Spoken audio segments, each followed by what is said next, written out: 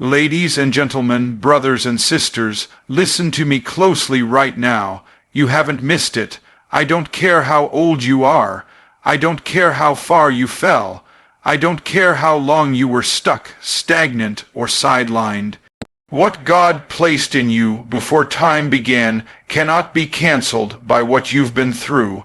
You may have lost time, but God is not limited by time, and the good news is this: God is in the business of restoration. Not just healing, not just patching, restoration, full recovery, overflow, back pay. God restores not just time, but destiny, fully and with increase. When we speak of restoration, we often think in limited terms. We think of getting back what we lost.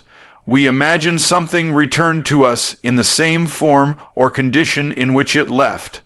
But when God restores, He doesn't just give back what was taken, He gives back more. He multiplies, He elevates, He increases. His restoration is not about returning you to a former version of yourself. It's about launching you into the version of yourself that should have existed had nothing been broken, delayed, or destroyed. That is the kind of restoration heaven delivers. God doesn't merely look at the lost time on the clock of your life. He sees the unfulfilled potential, the buried dreams, the untapped talents, the delayed opportunities, and He sets all of that on a course to accelerate. Think about it. If someone steals 10 years of your life and you get back only 10 years, you've just broken even. But when God restores, you don't break even. You break out. He gives double for your trouble. He turns shame into glory. He takes what looked like a grave and turns it into a garden. That's divine restoration. That's kingdom math. Time in our natural understanding is linear. Once it's gone, it's gone. You can't go back to yesterday, but God exists outside of time. He controls it. He created it. He can step into your past, heal it, redeem it, and cause your future to catch up with your calling. That means you don't have to live with regret over what you missed. Because when God begins to move in restoration, He makes up for everything the enemy tried to destroy. The years that seemed empty start to make sense. The pain starts to become purpose. The confusion starts to give way to clarity. And what looked like wasted time becomes the very foundation of your elevation. In Scripture, when Job lost everything, it didn't end there. God restored to him double what he lost, not just emotionally, not just spiritually, materially, tangibly. He ended up with more children, more wealth, more peace. But most importantly, he ended up with a deeper understanding of who God is. The restoration wasn't just external. It was internal. It redefined him, because restoration from God is never about just regaining. It's about realigning. It aligns you with divine purpose. It realigns you with your true identity. It restores the path that was written for you before the world even began. Destiny is not a matter of luck or chance. It is divine intention. And while life, people, and circumstances may have delayed you or pushed you off course, they cannot cancel what God has ordained. That is why when God restores, He doesn't just restore the moments you lost. He restores the ***, meaning *** behind those moments. He brings you into the fullness of time, the divine timing where everything you need comes into place, and you begin to operate in acceleration. Not hustle, not striving, acceleration. Doors open that were closed for years. People come into your life who are assignments and answers. Things start to move not because you're chasing them, but because destiny is chasing you. When you trust God to restore your lost years, you're not asking for a rewind. You're asking for a relaunch. You're not pleading for the past. You're preparing for an upgrade. You're believing that the same God who formed you in your mother's womb still has the blueprint. He hasn't thrown it away. He hasn't forgotten what He spoke over your life. He hasn't adjusted your destiny to fit your mistakes. Instead, He's weaving every broken piece into a masterpiece, that still leads you to the throne, still points to your purpose, still fulfills the promise. This is why restoration always comes with increase, because God is a multiplier. He never gives you back what you lost in the same measure. It always comes pressed down, shaken together, and running over. He restores in such a way that the blessing overshadows the loss. You may not get back the exact people, places, or positions, but what he gives you will be better, greater, and more aligned with where you're going, not where you've been. The restoration of destiny means the restoration of impact, influence, purpose, and identity. It means stepping into a life that reflects what was written about you in heaven's records, not what life tried to write on you through disappointment and delay. You haven't missed your moment. Your delay is not your denial. Delay is a part of the process, but it is never the final verdict from heaven. When something takes longer than expected, it's easy to start believing the lie that you've missed your chance, that the door is permanently closed, or that somehow someone else got what was meant for you. But the truth is, delay is often the very tool God uses to prepare you for what you're destined to carry. The delay doesn't mean it's denied. It means God is still working on you, in you, and around you. In our culture, speed is idolized. We glorify early success. We celebrate the youngest to ever and the fastest to rise. But God is not bound by human timelines or pressured by human expectations. He doesn't operate on the clock of culture. He operates on the calendar of eternity. And when God moves, he moves in kairos time, not just chronos time. Chronos is the ticking of the clock. Kairos is divine timing the right moment the God-ordained window when things align in the natural and spiritual realms for breakthrough to manifest. That kind of moment can't be rushed, and it certainly can't be missed if God ordained it. Just because you haven't seen it happen yet doesn't mean it won't. Some of the most powerful moves of God happen after what feels like a long silence. Abraham waited decades for Isaac. Joseph waited years in prison for a dream he didn't ask for.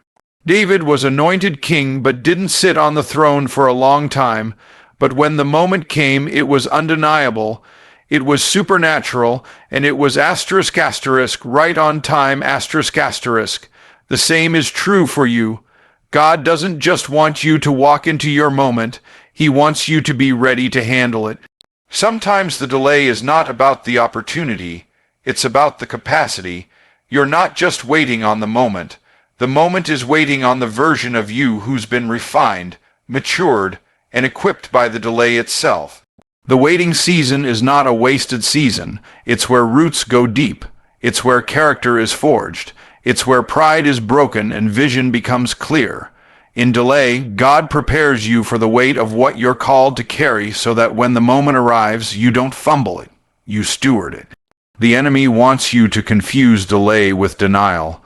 He wants to plant seeds of discouragement, disappointment, and doubt. But faith reminds you that what God started, he will finish. Faith declares that what was promised is still in motion. And here's the truth. If it were denied, God would have already closed the door. But if the door is still in your spirit, if the dream still stirs you, if the calling still won't let you go, that's not denial. That's divine delay. You don't need to chase the moment. You need to chase the one who holds the moment. When you stay in alignment with God's presence, the moment will find you. You will walk into it without force or manipulation. It will happen not by might, not by power, but by His Spirit. Your assignment is not to make it happen faster, it's to be faithful while it's forming. There is a version of you that exists on the other side of patience, perseverance, and prayer. That version is more grounded, more focused, more surrendered. That version doesn't crack under pressure, because it was formed in the fire. And that's the version God is raising up to meet the moment you thought you missed. It's not gone, it's growing, it's not late, it's loading, and when it arrives, you'll know why it took time. You'll know it wasn't just about the destination. It was about who you became on the journey. Restoration requires revelation and cooperation. Many people want God to restore what was lost, but they don't realize restoration is not something you passively receive, it's something you actively align with. It begins with revelation. You cannot recover what you don't recognize. You need eyes to see what God is doing, even when it doesn't look like restoration yet. Revelation is the divine insight that allows you to interpret delay, loss, or failure through the lens of purpose. It shifts your perspective from asking asterisk, why did this happen to me, asterisk to asterisk, what is God doing through this, asterisk without revelation, you'll mislabel your season, you'll think it's over when it's really just the beginning. You'll think you're being buried when you're actually being planted. Revelation helps you discern that what felt like a setback is the soil for your comeback. It teaches you to see the hand of God in the hidden places, to perceive restoration in process long before it becomes visible. It ignites faith in the middle of confusion and births clarity out of chaos. When God reveals what He's doing, even in part, that revelation becomes the fuel that keeps you moving when you don't feel restored yet. But revelation alone is not enough. Restoration also requires cooperation. God is not going to drag you into wholeness.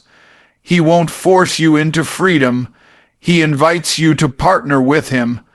That means when He gives direction, you respond with obedience. When He exposes brokenness, you lean into healing. When He prompts you to forgive, release, rebuild, or re-enter, you say yes, even when it's uncomfortable. Cooperation means you do the natural while trusting God for the supernatural.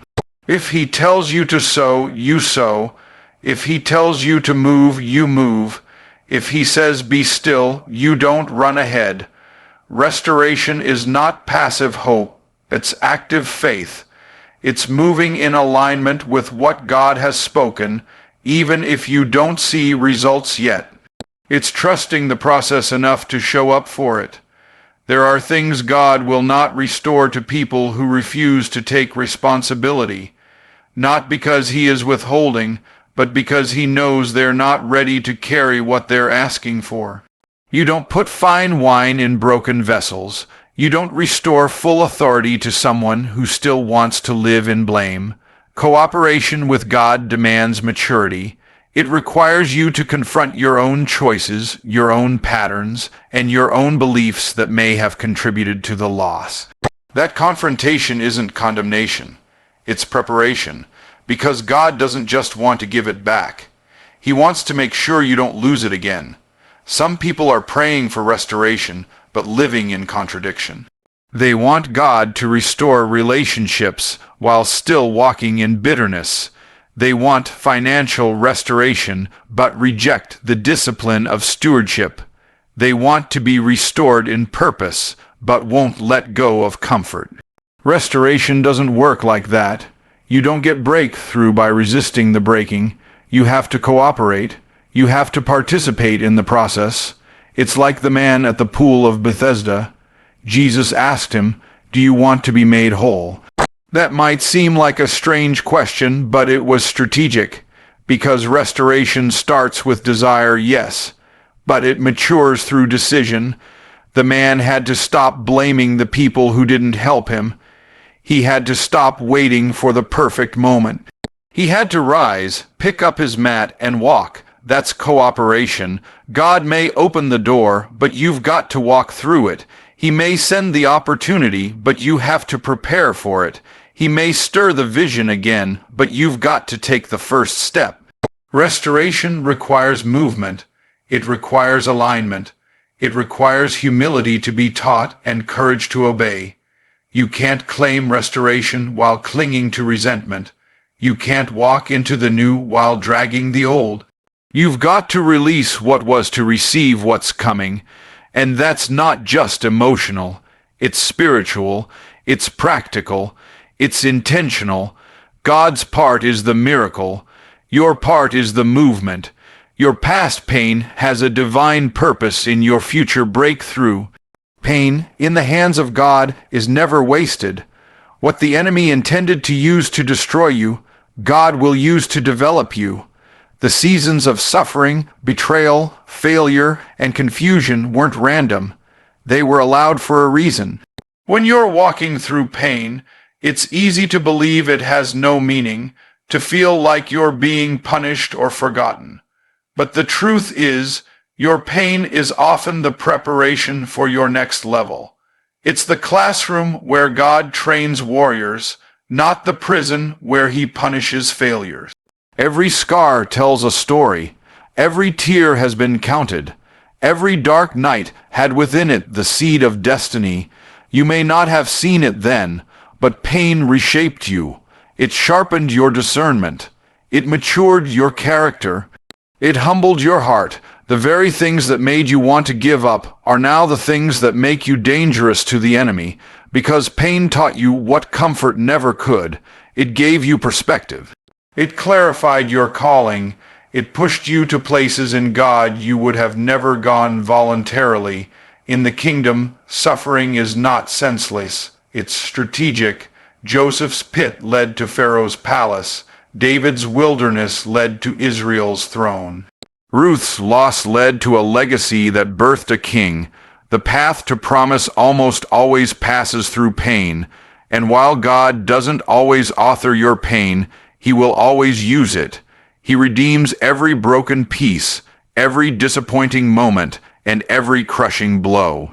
He doesn't erase your history, he rewrites it with redemptive meaning. Your pain becomes your platform, your testimony becomes your tool, your endurance becomes your evidence. There's a version of you that could only emerge through what you went through. Some things in you had to die so that better things could live. Some people had to leave so you could learn to stand. Some doors had to shut so the right ones could open. Pain stripped you of illusions. It broke false identities, it crushed pride, and in that crushing, something priceless was formed. Oil, anointing, insight, and now you don't just have inspiration, you have authority, because authority doesn't come from books or theories. It comes from the fire. It comes from walking through what others only talk about. This is why God will often allow pain before promotion, not because he's cruel, but because he's cultivating depth. He knows the weight of your assignment. He knows what it will take to sustain you when you get there, and he won't allow you to step into that future without being fully formed. The pain wasn't the end, it was the making. The breakthrough isn't random. It's the harvest of everything you sowed in silence, in suffering, in the secret place where nobody saw you but God. And here's the paradox. The very place where you were wounded is often the place God will use to bring healing to others. That's the power of purpose.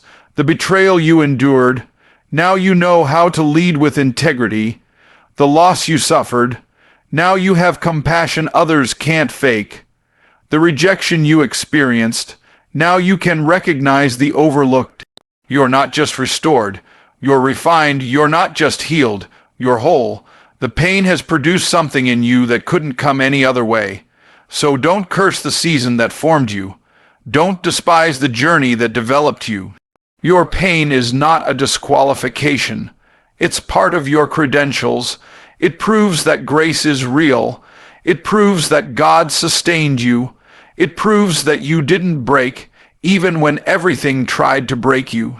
And now that you've been through it, you carry something no one can take. Faith must move. Restoration doesn't happen in comfort zones. Restoration is not a passive experience. It doesn't arrive just because you're tired of waiting or hurting.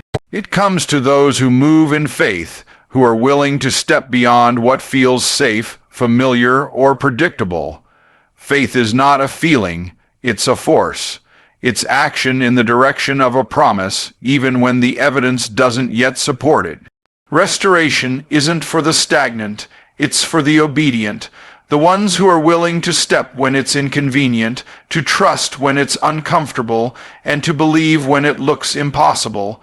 Comfort zones are dangerous because they masquerade as safety while quietly suffocating purpose. They tell you that staying still is survival, but in the spirit, stillness outside of God's instruction is surrender to fear. Faith will always call you to stretch. Restoration isn't about getting back to normal. It's about moving forward into something better. But to get there, you have to leave the known for the unknown. You have to release what's familiar in order to embrace what's promised. That requires movement. Throughout Scripture, every major act of restoration was connected to movement. The Israelites had to leave Egypt. Naomi had to return to Bethlehem. The blind man had to go wash in the pool. Peter had to step out of the boat. The lepers had to walk toward the priest. Movement was always required. Not because God needed it, but because the movement demonstrated trust. It revealed alignment. It was the proof of faith. Too often, people wait for everything to be perfect before they move. They wait for the money, the clarity, the connections. But faith moves before the miracle. It walks with nothing but a word. It builds while the rain hasn't come. It prepares when there's no sign. That's the kind of faith restoration responds to. Not the kind that waits for signs, but the kind that moves because of a promise. Restoration is set in motion when your feet move in agreement with what your spirit already knows, that God is faithful. You can't hold on to restoration and fear at the same time. One will cancel the other. Comfort zones are built around control. Faith lives in surrender. Faith says, even if I don't understand it, I'll obey. Faith doesn't require full vision. It just requires full trust. And when you move, even if it's a small step, you break the grip of fear and release the flow of grace. God meets you in motion. He blesses your obedience, not your intentions. Some people are praying for restoration, but staying planted in places God told them to leave. That might be a mindset, a relationship, a habit, or an environment. But restoration doesn't visit places of disobedience. It flows where faith goes. Movement may not always be external. It might be a shift in your thinking, a step in your discipline, a leap in your belief. But regardless of where it starts, it requires you to leave what's behind. You cannot be restored while clinging to what broke you. You cannot step into the new while feeding the old. Movement doesn't guarantee ease, but it guarantees progress. When you move in faith, heaven backs you, provision aligns, favor finds you, strategy unfolds. You don't need to know how everything will happen. You just need to know ***, who *** said it would. God is not looking for perfection in your steps. He's looking for obedience. That obedience, even when trembling, initiates the supernatural. It creates space for restoration to rush in. If you're waiting for comfort to release you, you'll be waiting forever. Comfort never voluntarily lets go. You have to break free with a decision, a choice to trust, a choice to step, a choice to move, even if your voice shakes, even if your knees tremble, even if your past tries to talk you out of it. Because the moment you move, the atmosphere shifts. Heaven responds, restoration begins. Restoration always exceeds your expectations. God doesn't give you back what you lost. He gives you more than you imagined. When God restores, He doesn't just replace. He upgrades, He multiplies, He turns the thing that looked like loss into the seed of something far greater. That's His nature. He is not in the business of bringing you back to where you were. He's in the business of launching you into where you were always meant to be. Restoration is not a return to the past. It's a reintroduction to your future, enhanced by grace and expanded by glory. You may be praying for things to go back to how they were, but God is preparing something far better than what was. What you're calling restoration, He's calling transformation. He's not trying to recreate old conditions. He's constructing a new reality. You're thinking about what you lost, but he's focused on what you're about to gain. The former season was preparation. What's coming is overflow. This is why Ephesians says God is able to do exceedingly, abundantly above all that we ask or think. You may ask for a portion. He delivers a harvest. You may seek healing. He releases wholeness. You may desire reconciliation. He births resurrection. He's not limited by your expectations. He delights in surpassing them. When you think it's too late, too broken, too far gone, he shows up with a plan so much bigger than your pain. In Joel 2, God says, I will restore to you the years the locust has eaten. Not just the harvest, the years, the time, the cycles. The seasons that felt like they were swallowed up by failure, fear, addiction, or delay. He says, I'm restoring even that. That means your restoration includes recompense for time. He's not just returning what you lost. He's repaying what was stolen. And his repayment is always with interest. The season of loss becomes the catalyst for a season of increase. This is why, when restoration happens, people look at your life and don't just see balance. They see abundance. They see evidence that what tried to destroy you actually positioned you. What tried to bury you became the soil of your testimony. You don't just bounce back, you rise up. And what God does in you becomes undeniable. Not for your glory, but for his, because he specializes in impossible comebacks. He's not intimidated by the size of your loss. He sees it as the perfect backdrop for his power. God restores in dimensions. He restores joy, peace, purpose, influence, vision. And when he restores, he does it in such a way that you forget the sting of what you went through. That's what happened with Job. After all his suffering, God blessed his latter days more than his beginning. Not only did he recover, he exceeded. Not only did he get back what he lost, he walked into a greater measure of favor, influence, and clarity than he had ever known. That's what divine restoration looks like. So don't limit God to what you think restoration should be. You may be praying for a return to what was. God is planning a release into what's never been. You may be asking for things to be fixed. He's preparing for them to be fulfilled. He's not just patching up your story. He's rewriting the ending. He's taking the broken pieces and creating something so complete that people won't even believe you were ever in pieces. That's how complete his restoration is. You haven't missed it. What you thought was over, God is only beginning. The lost years, the wasted seasons, the painful detours, they were not a death sentence. They were divine setups. God is not simply returning you to where you used to be. He's restoring you to who you were always meant to become. And when he restores, it's not partial, it's not temporary, it's total. This is not the end of your story. This is the chapter where God rewrites everything with power, with purpose, and with promise. You may have come through the fire, but you're coming out with favor. You may have walked through loss, but you're walking into overflow. What you thought disqualified you has actually prepared you. The years you cried over will become the years you praise through. So shake off regret, let go of guilt, refuse to settle. God is restoring you, not to what was, but to what will be greater than you ever imagined. You haven't missed it.